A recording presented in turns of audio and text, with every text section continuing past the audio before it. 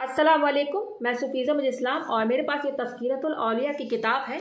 इस किताब में मैं जो आज आपको पढ़कर सुनाऊंगी उसका टॉपिक है हज़रत इमाम शाफ़ई रहमतुल्लाह अलैह के हालात व मनाकिब। औज़ु बिल्लाहि मिनश शैतानिर रजीम, बिस्मिल्लाहिर रहमानिर रहीम। तारुफ़। आप बहरे शरीयत व तरीक़त के शनावर और रमूज़ हकीकत के शनाशा से फ़रासत व ज़कावत में मुमताज़ और तफ़क्कुह फ़िद्दीन में यक़्ताए रोज़गार। पूरा आलम आपके मुहासिन और औसाफ से बखूबी वाकिफ़ हैं, लेकिन आपकी रियासत व करामत का इस तसनीफ़ में अहाता नहीं किया जा सकता है। इल्मी मर्तबा। आपने 13 साल की उम्र में ही बैतुल्लाह में फरमा दिया था, जो कुछ पूछना चाहो मुझसे पूछो। 15 साल की उम्र में फतवा देना शुरू कर दिया था। हज़रत इमाम अहमद बिन हम्बल आपका बहुत एहतराम और खिदमत किया करते थे। जब किसी ने यह एतराज़ किया कि आप जैसे अहले इल्म के लिए एक कम उम्र शख्स की मुदारात करना मुनासिब नहीं, आपने जवाब दिया कि मेरे पास जिस कदर इल्म है उसके माने व मतालिब से वह मुझसे ज़्यादा बाखबर है। उसी की खदमत से मुझे अहादीस के हक़ाइक़ मालूम होते हैं। अगर वह पैदा ना होता तो हम इल्म के दरवाजे ही पर खड़े रह जाते, फ़िक़ह का दरवाज़ा हमेशा के लिए बंद रह जाता। इस दौर में वह इस्लाम का सबसे बड़ा मुहसिन है और वह फ़िक़ह, मानी और उलूम लुगत में अपना सानी नहीं रखता। हुज़ूर अकरम सल्लल्लाहु अलैहि वसल्लम ने इस कौल के मुताबिक कि हर सदी की इब्तिदा में एक ऐसा शख्स पैदा होगा कि अहले इल्म उससे इल्म दीन हासिल करेंगे। इस सदी की इब्तिदा इमाम शाफ़ई से हुई है। हज़रत सुफियान सौरी का कौल है कि इमाम शाफ़ई के दौर में उनसे ज़्यादा दानिश्वर और कोई नहीं। हज़रत बिलाल ख्वास का कौल है कि मैंने हज़रत खिज़र से पूछा कि इमाम शाफ़ई के मुतालिक आपकी क्या राय है। फरमाया कि उनका शुमार औताद में होता है। इब्तदाई दौर में आप किसी की शादी या दावत में शरीक ना होते, मखलूक से किनारा कश होकर ज़िक्र इलाही में मशगूल रहते। हज़रत सलीम राय की खिदमत में हाजिर होकर फ़ियूज़ बातनी से फैज़याब होते। आहिस्ता आहिस्ता ऐसे उरूज़ कमाल तक रसाई हासिल करके अपने दौर के तमाम मशाइखीन को पीछे छोड़ दिया। अब्दुल्ला अंसारी का कौल है कि वो मैं शाफ़ई मसलक से मुतालिक नहीं, लेकिन इमाम साहब के बुलंद मरातिब की वजह से उनके अक़ीदतमंदों में हूँ। इमाम शाफ़ई फरमाते हैं कि मैं एक मरतबा ख्वाब में हुज़ूर अकरम के दीदार से मुशर्रफ हुआ तो आपने फरमाया कि ऐ लड़के तुम कौन हो। मैंने अर्ज़ किया कि आप ही की उम्मत का एक फ़र्द हूँ। फिर हुज़ूर अकरम सल्लल्लाहु अलैहि वसल्लम ने अपने नज़दीक बुलाकर लुआब दहन मेरे मुँह में डाल दिया। फरमाया कि जा, अल्लाह तुझे बरकत अता करे। फिर उसी शब ख्वाब में हज़रत अली रज़ियल्लाहु अन्हु ने उंगली में से अपनी अंगुश्तरी निकाल कर मेरी उंगली में डाल दी। हाजिर दिमागी। आपकी वालिदा बहुत बुज़ुर्ग थीं।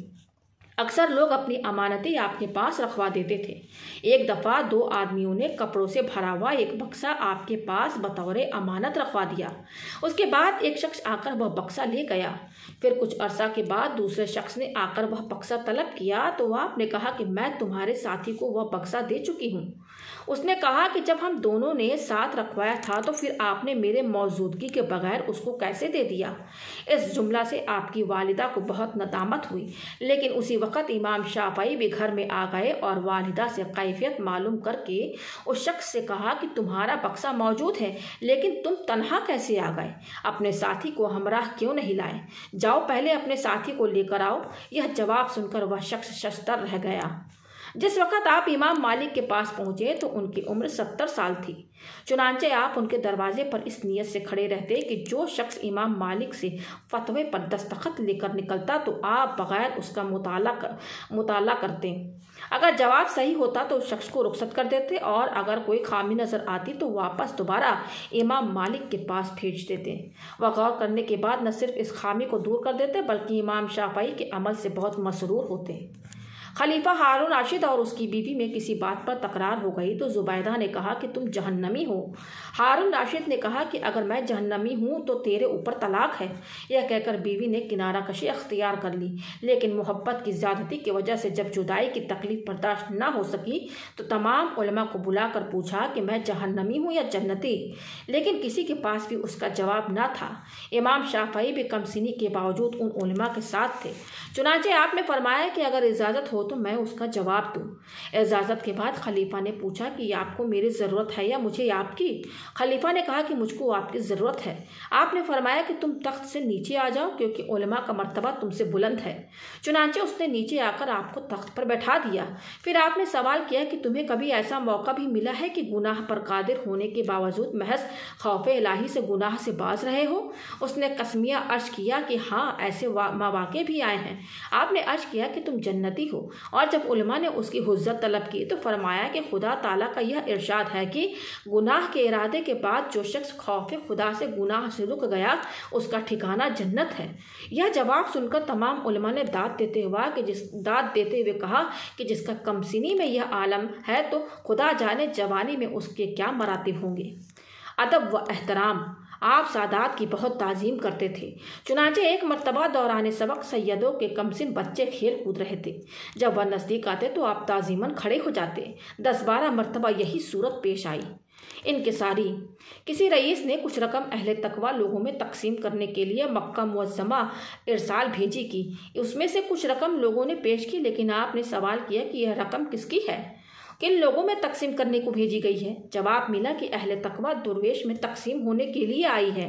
آپ نے فرمایا کہ میں تو اہل تقوی درویش نہیں ہوں، اس لیے یہ مجھ پر حرام ہے۔ کرامت۔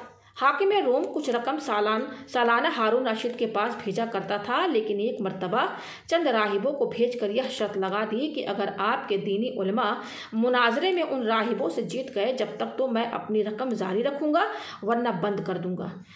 چنانچہ خلیفہ نے تمام علماء کو مجتمع اکٹھا کر کے حضرت امام شافعی کو مناظرہ پر آمادہ کیا۔ آپ نے پانی کے اوپر اپنا مصلح بچھا کر فرمایا کہ یہاں آ کر مناظرہ کرو۔ یہ صورتحال دیکھ کر سب ایمان لے آئے۔ جب اس کی اطلاع حاکم روم کو پہنچی تو اس نے کہا کہ یہ بہت اچھا ہوا، اس لیے کہ اگر وہ شخص یہاں آ جاتا تو پورا روم مسلمان ہو جاتا۔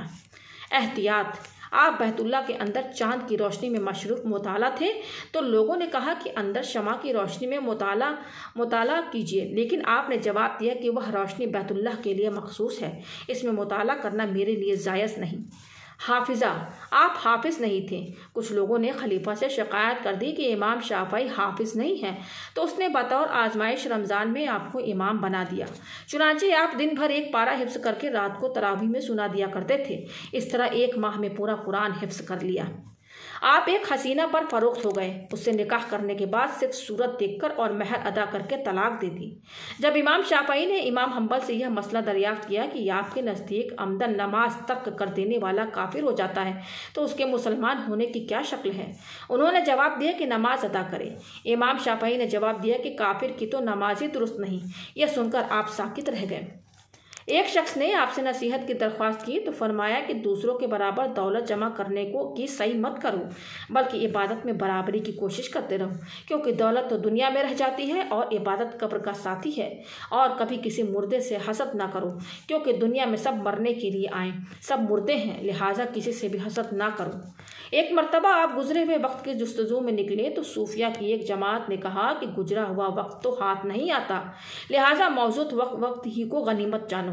آپ نے فرمایا کہ مجھ کو مراد حاصل ہو گئی، کیونکہ تمام دنیا کا علم مجھ کو حاصل نہیں ہوا اور میرا علم صوفیہ کے علم تک نہیں پہنچا۔ صوفیہ کا علم انہی کے ایک مرشد کی اس قول تک نہیں پہنچا کہ موجودہ وقت شمشیریں کھاتے ہیں۔